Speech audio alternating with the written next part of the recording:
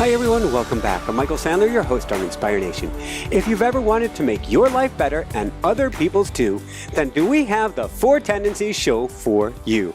Today I'll be speaking with Gretchen Rubin, the New York Times best-selling author of The Happiness Project, Better Than Before, and Happier at Home, the award-winning podcaster of Happier with Gretchen Rubin, and the author of a fascinating new look at people and at life, The Four Tendencies. And that's just what I want to talk with her about today, about indispensable personality profiles that reveal how to make your life better and other people's too.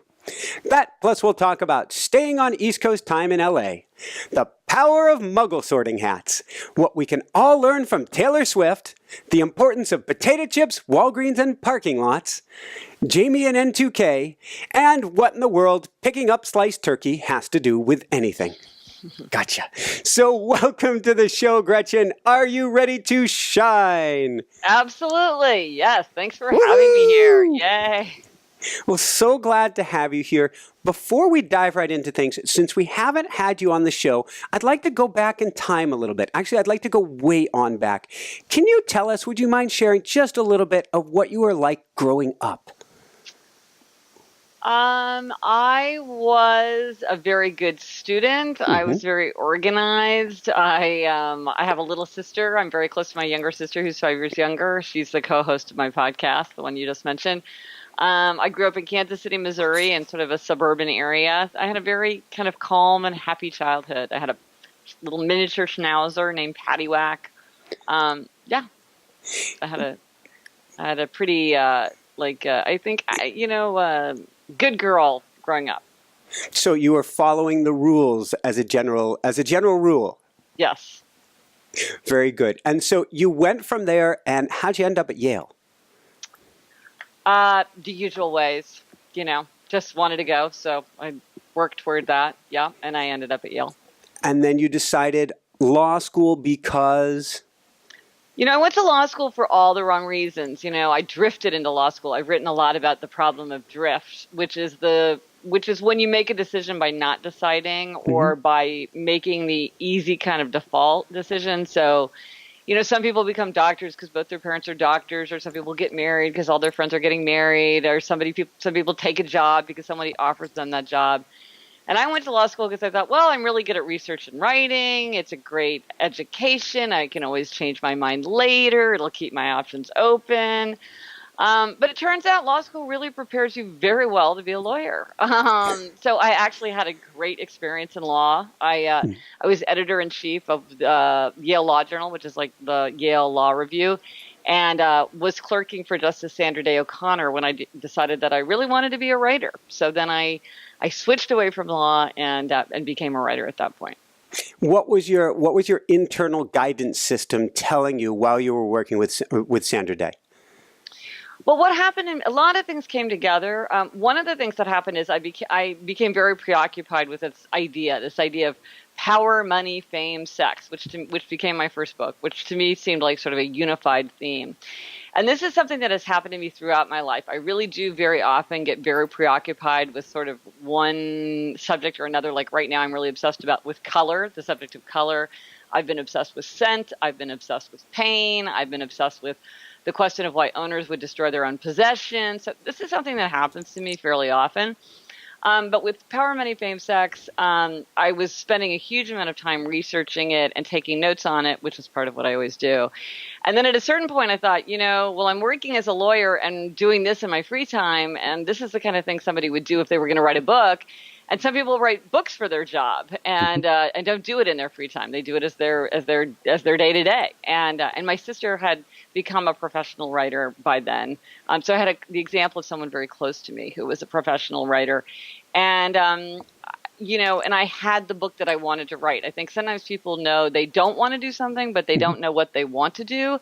So not only did I know that I wanted to be a writer, I had a very specific book that I wanted to write, and I had done a huge amount of research on that subject by the time I actually decided to switch. So that was what was going. So I went to the bookstore and bought a book called something like How to Write and Sell Your Nonfiction Book Proposal. And I just followed the directions and it all worked out. And how many million copies a book later? Well, that book didn't sell very many copies. I love that book. It's not in print anymore. But yeah, now I've sold almost 3 million copies. So yes, it all worked out. Yeah, no, I did. And that book, it was a joy to write that book. It was so much fun to write that book. It's awesome. I want to talk briefly about happiness, but before we do that, before the show, I'm always looking and checking what's the right color shirt to wear. And I do it for a variety of reasons, but I'm fascinated by color. So I want to understand what's your fascination with color now as well. It came out of this on our podcast. Alyssa and I were talking about this idea of choosing a signature color, and I was just overwhelmed by how many people have a signature color, why it's a signature color for them, how it sort of expresses itself. People also had signature fabrics like velvet or leather. They had signature patterns like polka dots or stripes. And ironically, neither Elizabeth nor I could choose a signature color. But reading about sort of all of these extremely passionate views about color got me reading more and more about color. And it's a very kind of mysterious, interesting, sort of unresolvable issue. Color is very complicated and fascinating, and it's beautiful. It's all around us. It's something where I've been able to tie much more into my present experience, or to understand why I love certain environments. So I'm just sort of exploring all these aspects of color. And do you have a signature color now? A lot of people say, I don't feel like I do. I feel like that's too much of a commitment. Now, a lot of people say that I seem to have a signature color of purple. I often, I have 2 purple rooms in my house, which is pretty unusual. I wear a lot of purple. Purple is a very specific color, though. And then also a lot of people say, well, maybe your signature colors are blue and yellow, because a lot of my books have the blue and yellow combination. My website has a blue and yellow combination. That's a very strong, powerful thing, but I feel like that's almost like the signature color of my work. I wouldn't say it's the signature color of me. So I'm still hot in pursuit of a signature color. Do you have a signature color? I do, but before I go there, purple is to me, it's a very spiritual color. So is there a spiritual aspect of yourself, or a spiritual aspect trying to come out? Well, it's interesting that you say that, because actually colors have no meaning. They don't have any connotation beyond what you bring to it. So even the idea of hot colors and cold colors, well, really, blue is a hotter color than red, objectively. And this idea that some colors are warm and some are cool is something, again, that's just a color is a cultural association. So you have a spiritual association with purple, and certainly the Catholic Church has a certain association with purple, has a lot of meanings. It doesn't have that meaning for me. So cool. I don't think that's what I'm tapping into. For myself, my signature color used to be red. In fact, it was very hard to get me out of red. It's still very hard to get me out of red, but I rarely wear it on the show with a first-time guest, because red, I want to calm my guests down. Even though I'm the woohoo guy, I want to make sure that everybody's feeling more relaxed as they're coming on the show. So I tend to go into, well, I would have called it a cooler. You're calling it a hotter color, but more into the blues. But my color right now is yellow, just like the frames of my glasses. It tends to be a brilliant, bright yellow is what I'm drawn to the most. Interesting. Historically, yellow has not been a very popular color. It's interesting. And blue was never a popular color, but now it is at the ascendant in the West. It's the most popular color in the West.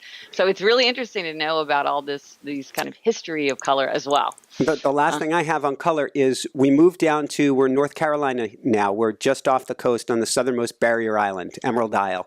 And we moved from New Jersey, just outside of Manhattan. And when I was there and would wear yellow glasses, nobody would comment about them. And people there, they're driving their black cars or their white cars or their gray cars. And so yellow just didn't work for most people, I don't believe. Coming down here to North Carolina, maybe it's Southern hospitality, but everybody says, I love the color of your glasses. And so there's this societal aspect, whether they're just being more hypothesis, or like the brighter colors down here. I haven't determined that yet. I have a different hypothesis. Go for it. I think that closer to Manhattan, people are probably more accustomed to a wider variety of how people dress, and more idiosyncrasy being expressed through dress. And so for them, something like yellow frames doesn't seem particularly notable. But in the South, which certainly, and maybe this is just my stereotype, or of a smaller town, I don't know if this is borne out by your experience. People tend to be less idiosyncratic, and there tends to be a less wide variety of styles. And so people may be commenting on it merely because they notice that it's something that's very unusual. And often when people notice something, they compliment it. Not even that they necessarily like it, but they're just like, whoa, you've got some kind of interesting eyeglasses frames that I've never seen before. So I think that it might be about just like being used to like a wider variety of choices in dress, because certainly that's something that if you're near Manhattan, it's like you don't blink an eye when somebody's walking down the street like in a rock and roll full regalia of something. You're like, yeah, I've seen that before. Yeah, It's a good hypothesis. I haven't tested it yet, but we will. So Excellent. Real briefly, I want to dive into the Four Tendencies. It's been fascinating, and I want to share stories on this and such. But first off, how'd you get into happiness?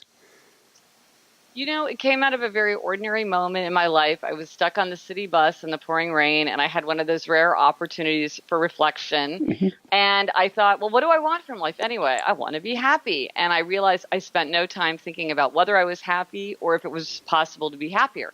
So like I said, I get obsessed with things. So I went out to the library the next day and got this giant stack of book about happiness and started reading. And when I started, it was just going to be for me. And I thought I should have a happiness project.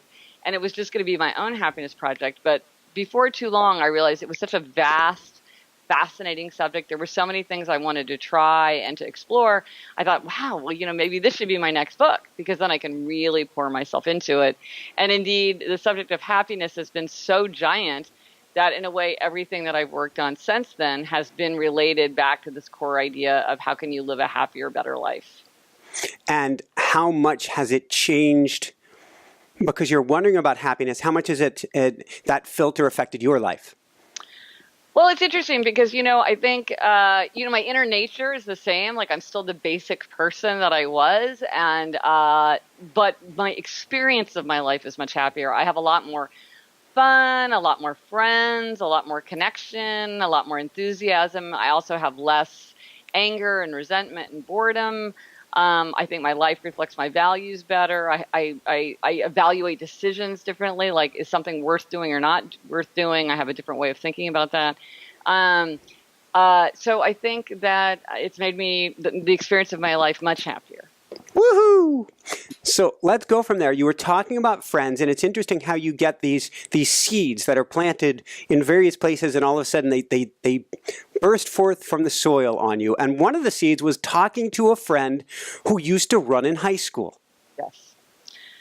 So a friend of mine, just like in a casual conversation, because I'm always talking to people about their habits and their happiness, she said to me, well, here's the weird thing about me. I know I would be happier if I exercised. And when I was in high school, I was on the track team, and I never missed track practice. So why can't I go running now?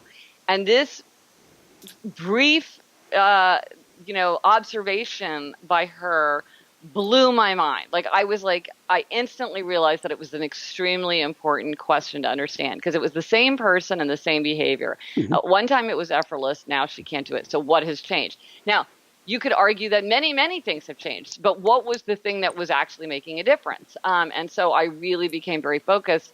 And as I was thinking about the Four Tendencies, before I even articulated what they were, even knew what I was seeing, I began to pick up big patterns among how people reacted to certain questions or situations. And I would see that people would give kind of the same answers or describe kind of the same dilemmas or challenges or frustrations, just like my friend being frustrated by her inability to go running on her own.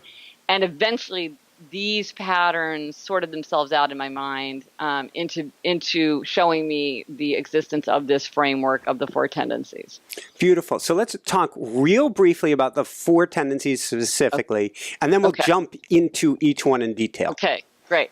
So just as a quick overview, and if anybody wants to take a quiz, there's a quiz at happiercast.com that will tell you if you are an upholder, a questioner, an obliger, or a rebel. But most people can tell what they are just from the brief description that I will give. So this framework has to do with how do you respond to an expectation. Mm-hmm. Now, all of us face two kinds of expectations: outer expectations like a work deadline, or inner expectations like keeping a New Year's resolution. So upholders, and again, it's upholders, questioners, obligers, and rebels. Upholders readily meet outer and inner expectations. They meet the work deadline. They keep the New Year's resolution without much fuss. They want to meet other people's expectations for them, but their expectations for themselves are just as important. Next, questioners. Questioners question all expectations. They'll do something if they think it makes sense. They don't like anything arbitrary or unjustified or irrational. Their first question is always like, well, why would I listen to you? So they make everything an inner expectation, because if an expectation meets their inner standard, they will do it, no problem. If it fails their inner standard, they will resist. Next, obligers. Obligers readily meet outer expectations, but they struggle to meet inner expectations. So this explains the mystery of my friend on the track team. When she had a team and a coach waiting for her, she had no trouble showing up. But when she was just trying to go running on her own, she struggled. And then finally, rebels. Rebels resist all expectations, outer and inner alike. They want to do what they want to do in their own way, in their own time. And if you ask or tell them to do something, they're very likely to resist. Typically, they don't even like to tell themselves what to do. Like they wouldn't sign up for like a 10 a.m. spin class on Saturdays, because they're like, I don't know what I'm going to want to do on Saturdays at 10 a.m. Like I'm not going to bind myself like that. So these are the four tendencies. And again, most people can sort of pick out what they are, what other people are pretty quickly from a description, but you can take the quiz at happiercast.com/quiz. Fantastic. And I took the quiz before the show, and then I had Jess, my wife, the producer, she took it too. First, I guess, go ahead. No, go ahead. Yeah, I'm just saying, ooh, yeah. I love hearing people's tendencies. Okay. So my tendency did surprise me a little bit, but I guess it shouldn't, given the background. We're now just about 670 shows in, and so I have all these rules set up, checks and balances of how to be able to do this on a daily basis. So I'm an upholder. And why did that surprise you? It surprises me because I both question everything, I'm always asking questions, and because I tend to be, I don't know if rebellious is the term, it may be misusing your word, but I'm questioning the rules and then not necessarily obeying the rules if they don't seem to have much validity to me behind them. And I'm always looking at things outside of the box. How do you feel about New Year's resolutions? I'm okay with it. So, well, let me put it this way. And I know where you're going in the book. It talks about you've read the book, so it's feel they're arbitrary? And my belief is if you want to jump in, it doesn't have to be at New Year's. If I make a resolution, I don't even like that word. How do you feel about New Year's resolutions? 2 years ago, we started to the gym a day before, and I said, this is definitely not a New Year's resolution. Where it just, the timing has to be there. I don't like, I guess, the artificial nature of it. That gets us to the questioner side of things. Yeah. And I say in the book, and I say on the quiz, always trust your own judgment. The quiz, it's limited, and so you should always trust your own judgment, your own instinct, or like what the people around you think. If everybody agrees you're something else. Also, what I've known with questioners is a lot of times questioners have trouble with the questions because they're like, well, what about this and what about that? And I have an exception here. So sometimes I think they kind of like not overthink the quiz, but they might, or like I know people who have like focused on one very specific aspect of their life. They're like, I'm going to answer this related to eating. I'm like, well, that's not going to really, eating is a very specific thing. A lot of stuff influences the way that we eat. So if you feel like you're more of a questioner, if that rings more true for you, then, or you might be an upholder who tips to questioner. I think that's what I am. You might tip very closely to questioner, because I think people are always within a core tendency, but you can be kind of inclined in a direction. So maybe that's what you're seeing in yourself. I think so, because my wife, and this is jumping ahead, she is a definite questioner. And so there's a difference between me and her. And so thank God I have her on my team, or vice versa, because whereas I'm just going to go into this thing, she's going to ask a dozen questions, which is going to help keep us on the straight and narrow. Well, and that's what I am too. I'm an upholder married to a questioner. You're right. For us upholders, it's a great thing to have a questioner being like, wait a minute, why are you doing this? And you're like, oh, right, I don't have to do this. Like, why would I be doing this? So yeah, interesting. Well, that's interesting that we're the same pattern in our marriages and in our personality. So excellent. It There are not means that that. many upholders, so it's nice to meet one. Well, good to meet you as well. And it makes some things interesting, particularly because, like, let's say we're going to go out for our early morning run. And, well, we're going to go for our early morning run. And then she may question it and choose not to. But we were going for our early morning run. Yeah. And to me, it makes no sense that if you said you're going to go for a run, you're Yes. not going to go for a run. I'm right there with you. Yep. So, Well, and I think you're pointing out one thing that I think is helpful about the tendencies, which is sometimes when you understand your tendency and other people's tendencies, it reduces conflict because you're not like, oh, you never listen, you don't care, or like you can't commit, or you're always breaking the rules to yourself, which you might say, you might be like, well, this person is a questioner, and so is questioning whether this is what makes the most sense right now. I don't have to take it personally, and I don't have to feel like I'm right and they're wrong or vice versa. It's just a question of people bringing a different perspective to a situation.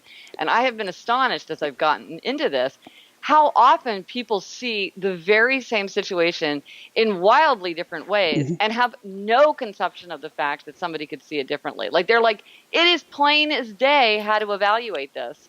And I'm like, really? It's not like you're in an office that has office mugs. What do you do with your mug after you use it? People have very, very passionate beliefs about what you should do and no understanding of a belief that somebody could have a perfectly legitimate, different response to that. And so they're outraged when people, and they jump to sort of very, very negative judgments of people if people behave in ways that are different because they don't understand that they're within that person's own view. There's something very valid going on. well, it also leads to parenting, and I'm so glad it's every other chapter, the way it's organized, you ask, what's it like to work with a child who is a questioner, or a child who's an upholder, because I've had several parenting experts on recently, and oh, geez, where was I going with it? There are a couple different directions I'm going with it. But the idea of just telling a child what to do, for some children, that's going to work great. For other childs, they're going to question it. And for other children, I know exactly where I was going. Oftentimes, parents will say, my child is just doing that to piss me off. Yes. Which nothing could be farther from the truth. Yes. Yes, and the way that something that often comes up is, okay, let's say you have a teacher who gave an assignment or a parent who gives an order, and the child refuses to do it. So a lot of things could be going on, but two big things that could be going on. One could be a questioner child being like, that doesn't make any sense. Why would I do that? Why would I do that dumb Spanish homework? It's not going to help me learn Spanish, so I'm not going to do it. Or the rebel's thinking, you're not the boss of me. You can't make me. And so if you know if you're dealing with an upholder, a questioner, obliger, rebel child, and you're not getting cooperation, if you understand why that child's not cooperating, you can really communicate with them in a very easy, simple way that it's going to make it much more likely that that child is going to see why it makes sense to meet your expectation. And one of the things that's very sad is to hear from people talking about the kinds of frustrations they felt as a child, which from my perspective, as somebody who knows about the tendencies, were utterly avoidable. Like 1 10-minute conversation with a teacher. Like somebody's like, well, why should I memorize the multiplication tables? Because I can just use a calculator and I'll have a perfect answer in 1 second. Like, it doesn't make any sense to go to all this trouble. You as a teacher or you as a parent should have an answer to that. If you don't have an answer, then why are they memorizing the multiplication tables? That's the reason that questioners are good for all of us, because they save us all time. But if you think there is a good answer to that, you should tell that child why you think that's a valuable thing for them to do. But saying something like, all third graders have to memorize the multiplication tables, or because I said so, or because you're going to fail the class if you don't do it, or because are you some kind of dummy because you can't do something simple like this without me badgering you? Are you lazy? Do you lack self-control? Are you inconsiderate or incompetent? No, you just need to say to the child very calmly, good question. Why would we need to memorize the multiplication tables? Well, let me explain to you why, as you're doing higher and higher math as you go through school, but this is going to be a really, really invaluable tool for you to have. And then a questioner's like, cool, I get it. Okay. And then they have no trouble. And it's very sad to me when I see that there's unnecessary conflict, an unnecessary lack of cooperation, or you think somebody's being insubordinate, or thoughtless or inconsiderate or not a team player or whatever, because you just don't understand where they're coming from with their tendency. So you've brought a lot of clarity to us with your book. Excellent. Thank you. That's so nice to hear. You have. So let's dive into each one. You and I are both upholders. Yeah. What does that mean, and why are we so rare? You know, we just appear rarely in the population. The smallest tendency is Rubble. Rubble is a conspicuous tendency, but it's very small. And Upholders only slightly larger. And so, you know, overwhelmingly people are either Obligers or questioners. So that's something to keep in mind if you're trying to deal with a group or you're creating a device or a system that's you want to work for a lot of people. You always want to think like the biggest group is Obligers and then questioners. So you and I are kind of on the extremes. We're in the small groups. And for Upholders, you know, Upholders readily meet outer and inner expectations. So they have, in many circumstances, a pretty easy time of it, both for themselves and for the people dealing with them. They can sometimes be judgmental because things are pretty easy for them that other people struggle with. They may not understand why people are struggling or what kind of systems need to be put into place to be helpful to other people.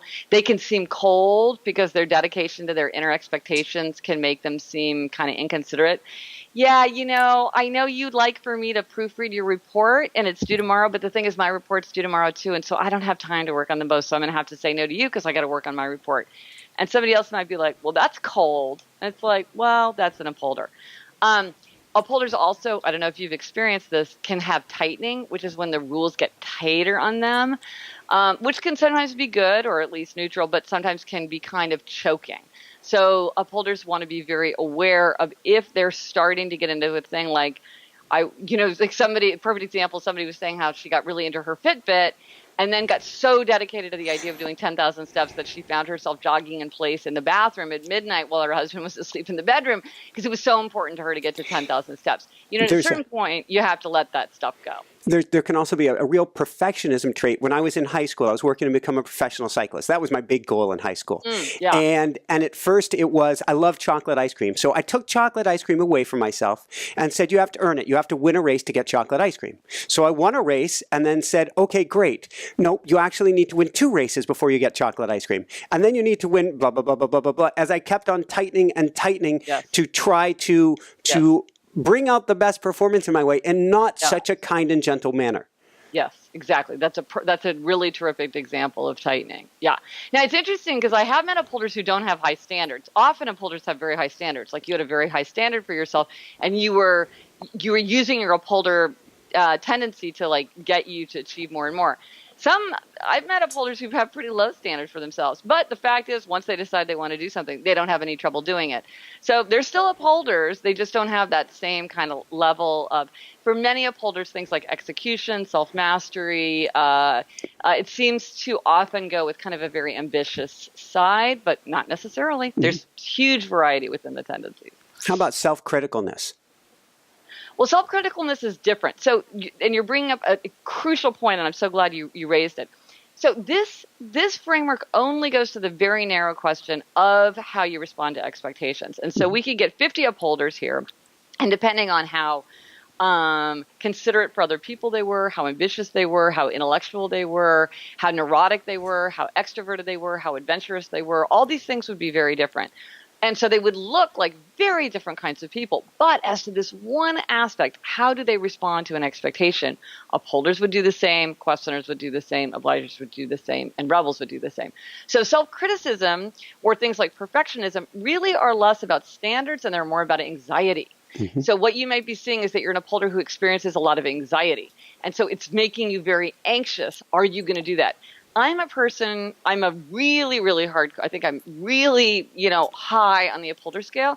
I'm not that anxious, so I don't experience that. But I think that's something that people who score high in anxiety, but like obligers say, my sister is an obliger who's pretty anxious, so she feels that way. So I think that's really something that's more related to a different aspect of your personality, but that is feeding into it or playing out in that arena, but isn't necessarily core to understanding like what the actual framework of the Four Tendencies is. Gotcha. The last thing I have on Upholders is you were talking about in your book about latching onto an idea. And I have a good example of this, again, going around chocolate, which is yesterday I'm doing my work, doing the show, whatever, and I hear my wife say, "What do you feel about me making brownies?" And I'm like, "Oh my God, yes, brownies." And then the brownies didn't appear because she was just checking in. She didn't necessarily mean I'm going to make them right now. And then the brownies still haven't appeared today. Yes. And I have latched onto it. It became part of my rule set. Brownies are appearing. Yes. Yeah, no, that is something for upholders. Yeah, like one thing that is typically a very low value for upholders is spontaneity. They like things to unfold as sort of promise, and they like more going through that. And one of the biggest points of conflict, if you have an upholder and a rebel, is the feeling of how spontaneous do we want to be. So like if you have a couple like that, which is very unusual to have an upholder rebel couple, but it definitely happens. That's like a big thing that they constantly talk about is, are we going to plan things out and stick to it, or are we going to be spontaneous? And they can kind of drive each other crazy, because you're right.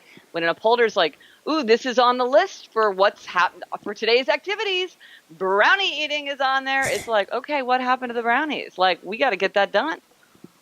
So, and I think I have some first cousins who I think are looking about it, an upholder and a rebel. So very interesting. So let's go from there. Let's understand the questioners' strengths, challenges, and maybe what you can tell us about Jamie.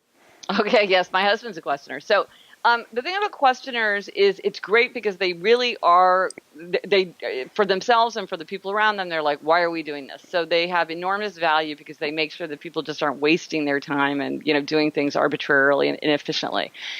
However, questioners can overwhelm and drain others with their questions. So let's say you're in a work setting. It might be that everybody on the team feels like, okay, we figured this out. But the questioner's like, but what about this? And what about that? And what about that? And so they can sometimes be perceived as stubborn or not team players. If you have a boss with thick skin, they might feel defensive because like, why are you questioning my judgment? Why are you questioning my decisions? Whereas the questioner's just like, I just want to understand what's going on. They don't mean it to be that way, but it's often perceived that way. And they can be a bottleneck because they want more and more and more information. And for some questioners, this becomes analysis paralysis, which is when the questioner wants more and more and more information and is unable to move forward. And the fact is, in this life, a lot of times we have to act without perfect information. And also in an age of so much information, speaking of cycling, how much, if you wanted to buy the best bike, how much research could you do? You could do infinite research on that because every time you'd come to the end of it, you'd be like, something new is coming to the market, or here's a new authority, or here's a new article that I need to read about the pros and cons.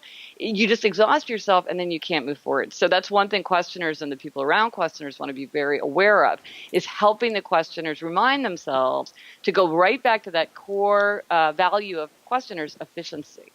At some point, it's not efficient to keep doing that research. At some point, it's more efficient to make the best choice that you can and move on. So that's something that's really helpful for questioners. Now, I will say, a side note, just like a bizarre thing that often appears in the questioner personality, and I absolutely have seen this in my husband, is that questioners, ironically, often do not like to be questioned. Some questioners are fine, like explaining or like informing and teaching, but they do not like being questioned or having to explain themselves. And this is maddening for the people around questioners who are like, oh my gosh, you asked me so many questions, and yet you won't answer my questions. And with my husband, it's crazy. But now that I know he's a questioner, I just laugh at it. And my whole family, and my daughters and I all laugh at it. And we're just like, oh, questioner, he won't tell us what time we're going to brunch. It's like, why won't you tell us? He won't answer our questions. Let's go from a need-to-know basis, and let's talk about how we work with a questioner. So when you're with a questioner, you want to make sure that you're very clear about why you're expecting something to happen or what the reasons or the justifications are. Things like, we've always done it this way because I say so, don't work. Arbitrary deadlines don't work. I need this report by Friday. The questioner's like, why do you need it by Friday? You're not going to read it until Wednesday. I'll get it to you by Wednesday. Now, they may or may not say that out loud. So if you really want it by Friday, you want to say something like, I really need your report by Friday because I'm going to be in a long flight on Saturday, and that'll give me a perfect opportunity to review it. Because then the questioner can be like, okay, that makes sense. I'll do that. And I've seen this with my husband because he's a questioner, he needs answers, and I was going to text him to pick up smoked turkey on his way home from work. Now, I know that he hates this kind of task because also questioners very typically hate to wait in line. So he doesn't like to wait in line while they shave the turkey. And he doesn't, and I know he'd be thinking like, why do I need to do this task? Why do we need turkey? We have plenty of food at home. Why should I do this? I'm not going to. So when I texted him to ask him to do it, I didn't just say like, please pick up turkey on your way home. I said, please pick up turkey on your way home because our daughter has a field trip, 2 field trips this week, and she needs to pack a lunch. So then he's like, okay, I'll do it because I understand why I'm supposed to do it. And so now whenever I speak to my husband, I try to embed, can you, like, instead of saying, what time are we leaving? I'll say, what time are we leaving? Because I'm wondering if I have time to go to the gym. Because then he's like, oh, I understand why she's asking. But if I'm just asking, he's like, I'm not going to tell you. So for kids, what is the most important thing we can know for kids if we have questioners? Well, sometimes people think that all children are questioners. They'll say, like, all toddlers ask why. Well, not like questioners. I mean, there really is something special about questioners. If you see a child who is always asking why, give them the information that they need. Why should they practice the piano? Why should they brush their teeth? Give them the information that they need. It's worth taking the time because that's how you're going to get the cooperation. Here's something where I hear over and over from people, and I'll be like, oh my gosh, you've got a question. So when people say something like, my child's very smart and always does really well on the tests, but refuses to do the homework. I'm like, that might be a questioner child who's like, I understand the value of tests and studying for tests, but your homework assignment is really dumb. And I have to say, in my observation, a lot of the homework assignments that children get is pretty dumb. It's not really helping you that much to learn. And so a questioner child is like going to be like, I'm not going to waste my time doing this. But something like studying for a test, they're like, I'm really learning. So then they'll do it. So you want to make sure to give them the reasons. Whenever they're asking for reasons, take the time, really give them those reasons. Thank you. Let's go from there. Let's talk about obligers. And I love this quote you've got at the beginning of the chapter. I'll do anything you ask until I won't. Yes. So obligers are the rock of the world. They're the largest tendency. So you either are an obliger or you're surrounded by obligers. And obligers make, great team members, great leaders, great neighbors, great friends, great family members, because they really do come through for other people, And when people say something like, I'll do anything for a client or a patient or a customer, I'm like, that's starting to sound to me like a person's an obliger.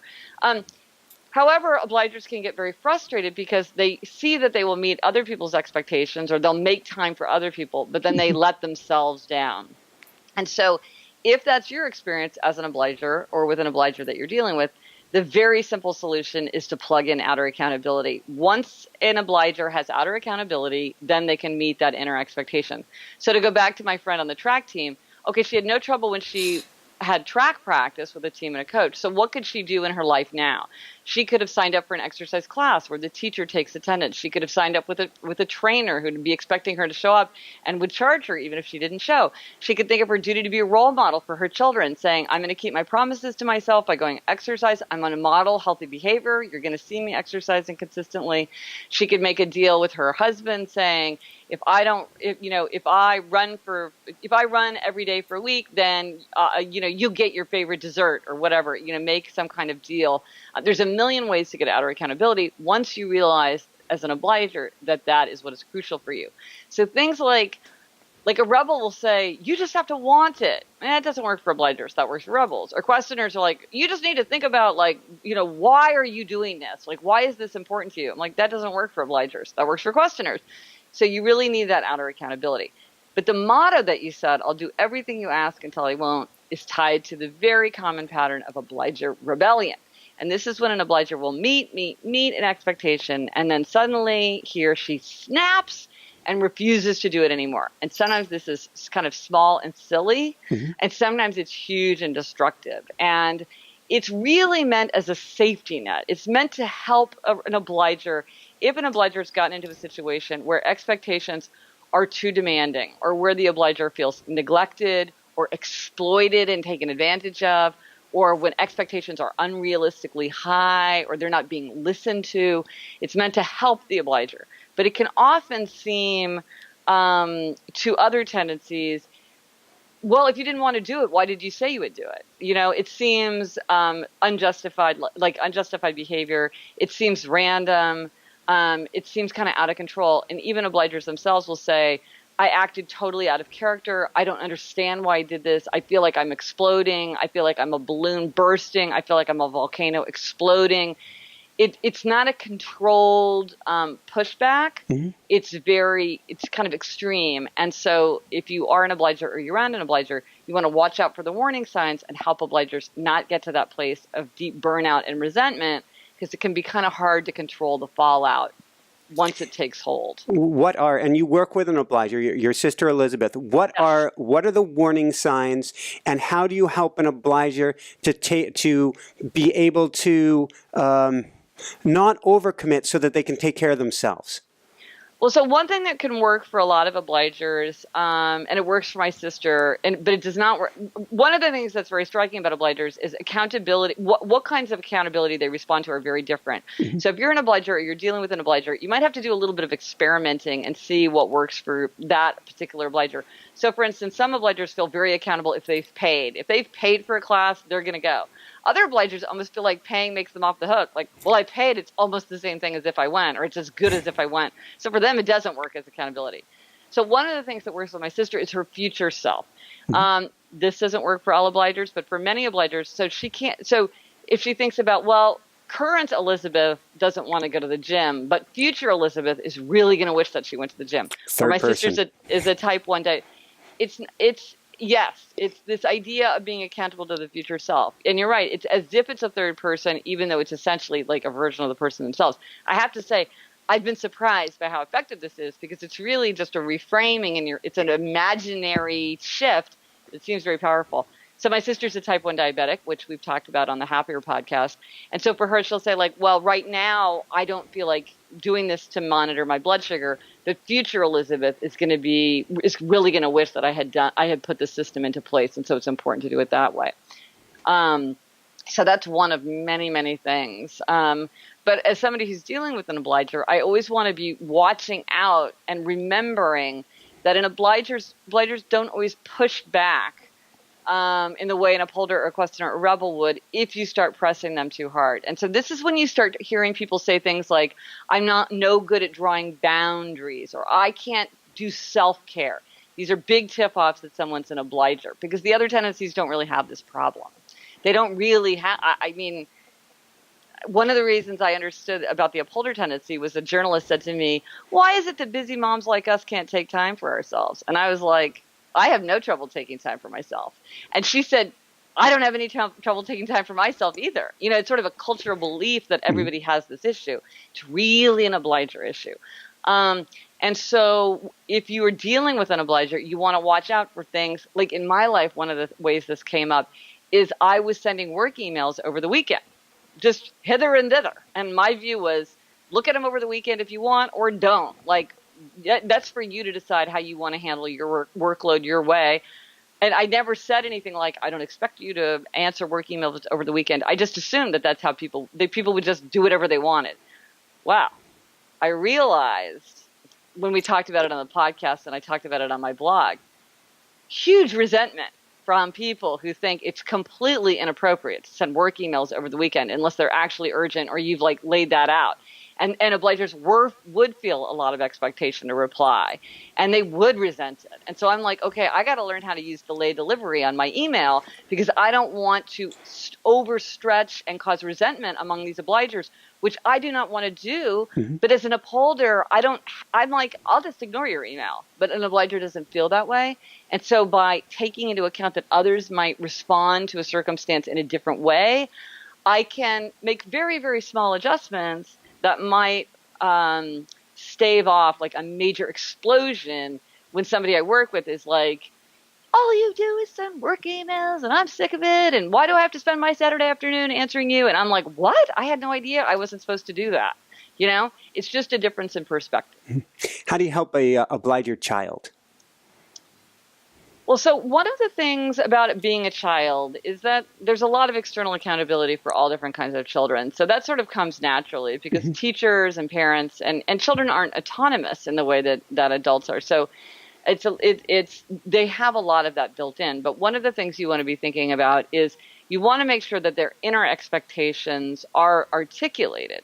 Because if you're like, you should do this, you should do that, and the child's, you're like, you should be on the swim team, you should be on the robotics team, and the child's like, oh, I really wish I could be in the Harry Potter club.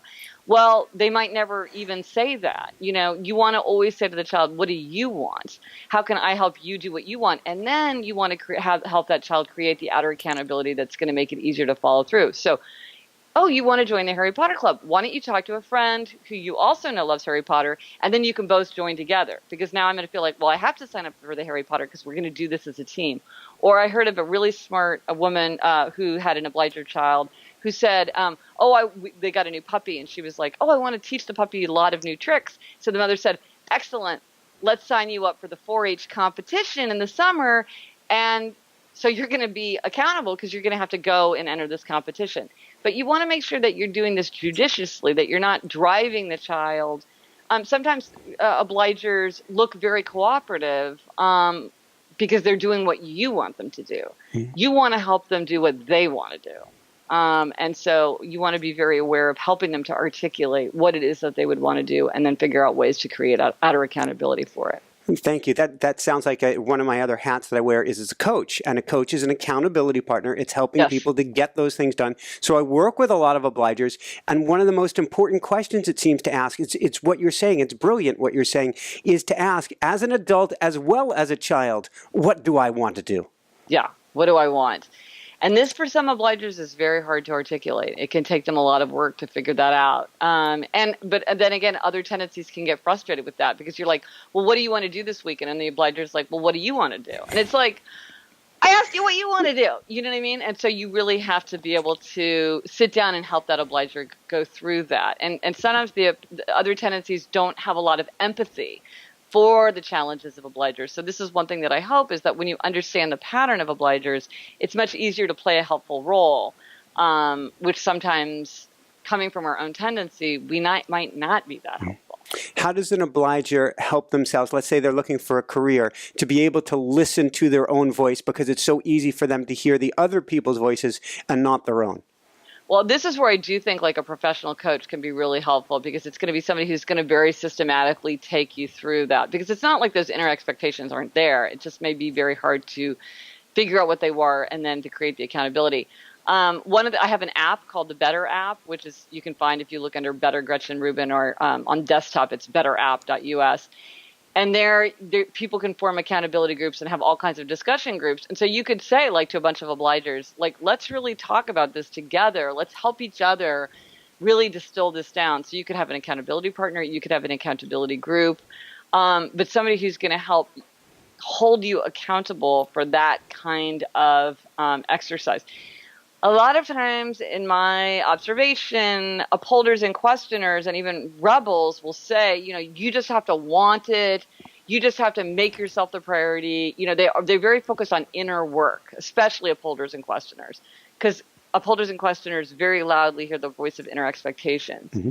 It's important to remember that this is not helpful for obligers. They really need it to come from the outer world. And sometimes obligers feel weak. They don't like that about themselves. Who cares, is my view. Whatever it takes, it doesn't matter. Outer accountability is super easy to plug in. There's nothing wrong with you. This is the biggest tendency. There's a lot of people who are exactly like you. Just figure out what you need to get the life you want. Don't spend a lot of time thinking like, oh, I should be able to do it on my own. Who cares what you should be able to do? What actually works? There's nothing worse or better about any of these tendencies. It's just how it works for you.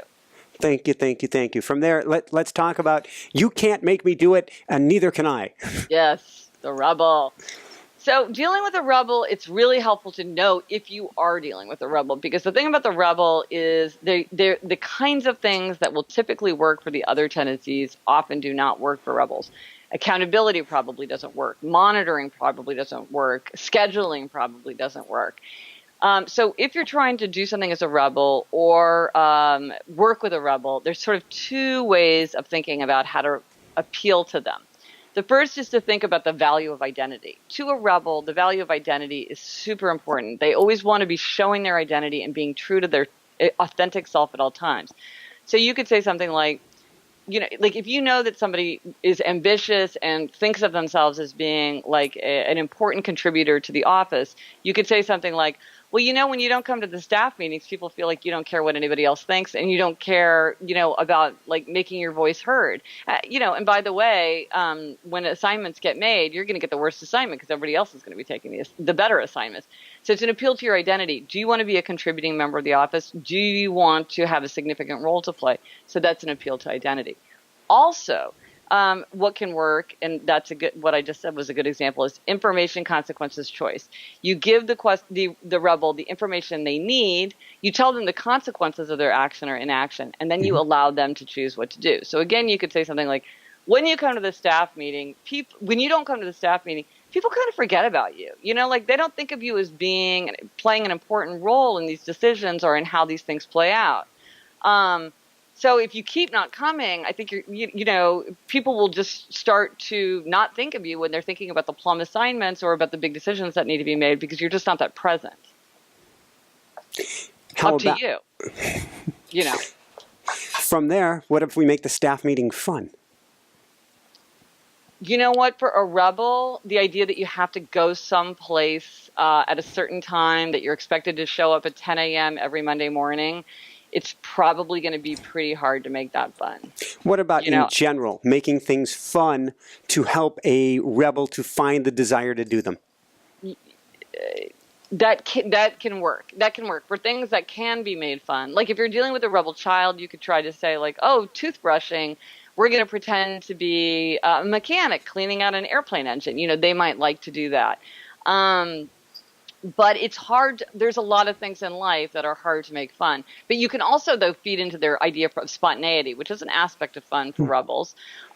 So what a lot of rebels report is like, instead of signing up for a specific class, like, oh, I'm going to go to this spin class or this Pilates, this yoga class, they'll have the schedules for many gyms in their car, and then whenever they have they feel like, oh, I feel like working out right now, then they'll just look and see what they feel like doing, and they're just going to whatever class appeals to them. Or they might belong to a giant gym that has multiple options, like you can do this, you can do that, you can do this other thing. They got a million things going on, so that they're going to the gym, but they still have that feeling of spontaneity, which is related to fun.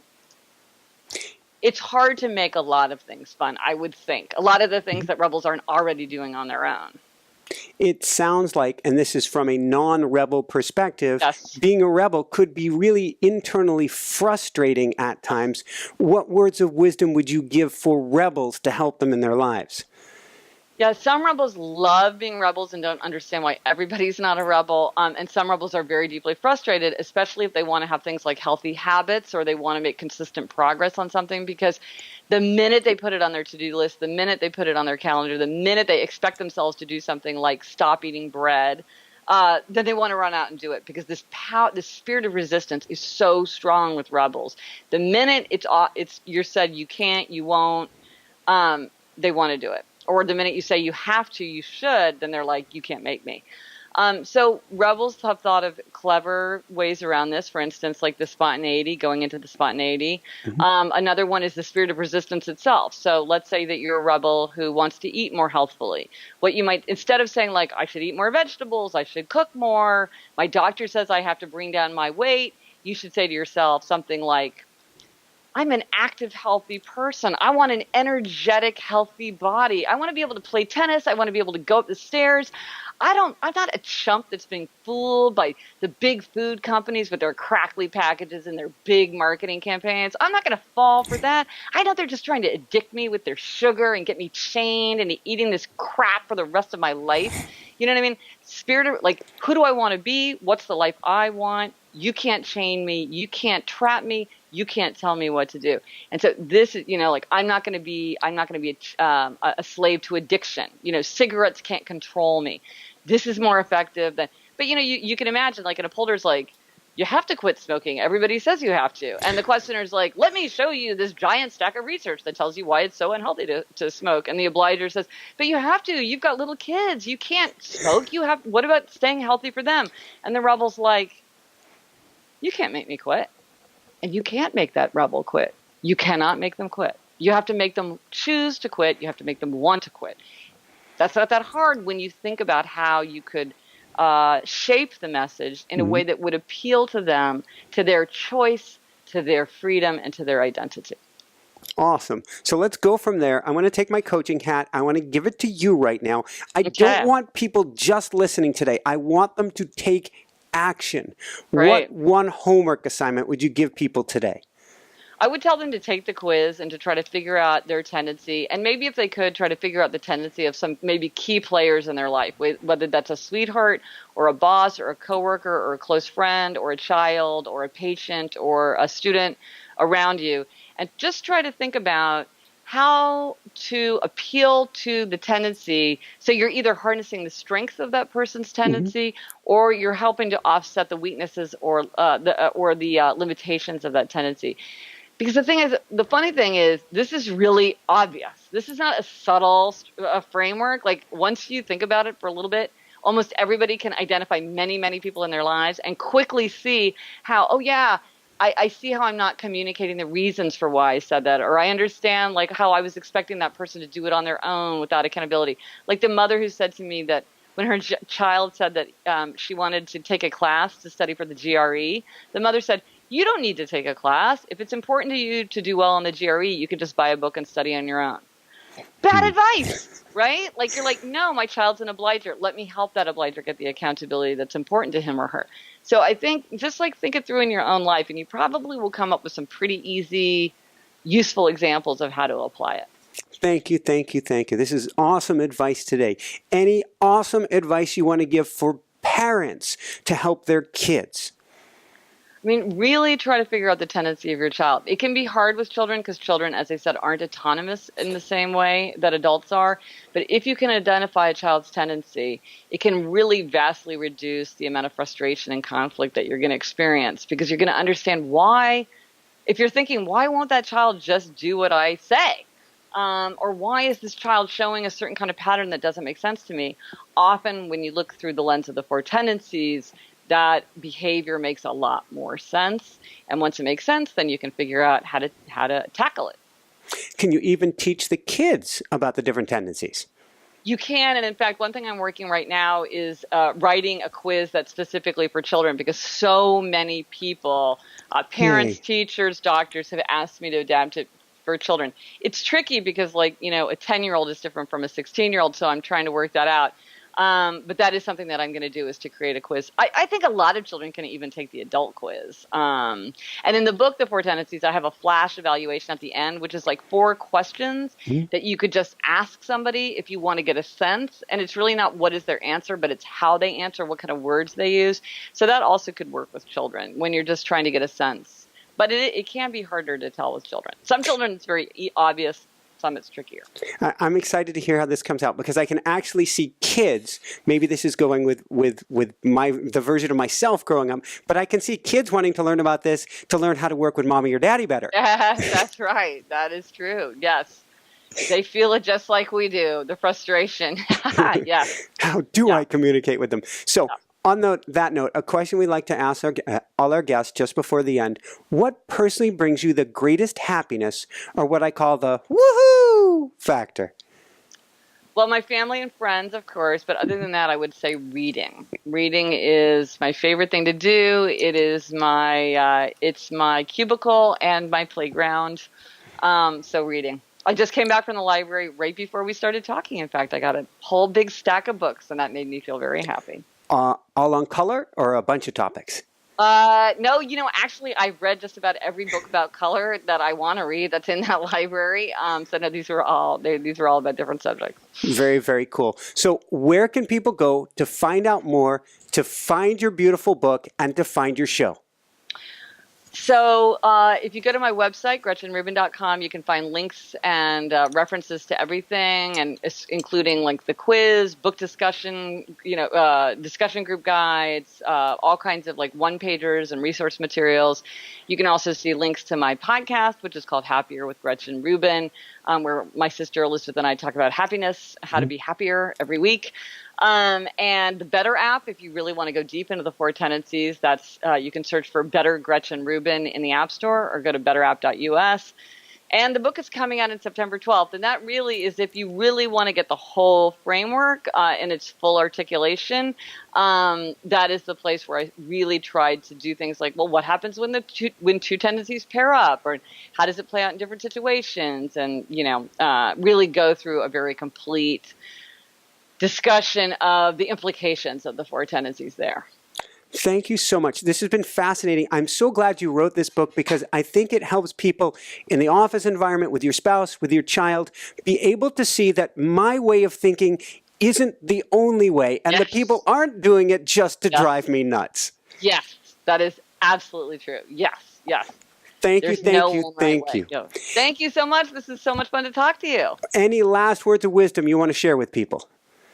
Know yourself. It's the oldest advice. It's on the Temple of Apollo at Delphi. But to know yourself is the key to happiness. So, thank you so much, Gretchen. This has been fantastic. Everybody, go on over to GretchenRubin.com. If you can't remember GretchenRubin.com, come on over to InspireNationShow.com. We'll get you over to GretchenRubin.com. So, thank you so much. Thank you. Great to talk to you. For everyone out there, this is Michael Sandler saying, be well, have fun, get the four tendencies, and improve your life beginning today. And shine bright. Woohoo! Thank you, Gretchen. Thank you. Have a great weekend. You too. Enjoy the drive. May it go kind, gentle, easy, good. May you get up there before the traffic. Thanks so much for watching. If you enjoyed it, be sure to like below. Also, leave your comments. Have some real fun with it. Subscribe to our channel where you're going to get more great videos, more interviews coming up. And check out our website, InspireNationShow.com. That's where you'll find tips, blogs, information, videos you won't find anywhere else, and useful and helpful resources to really help you kickstart your life and to shine bright. Thanks so much again. Thank you for your support. Like, comment, subscribe. See the website. Thanks so much and have fun. Of course, shine bright. Woohoo!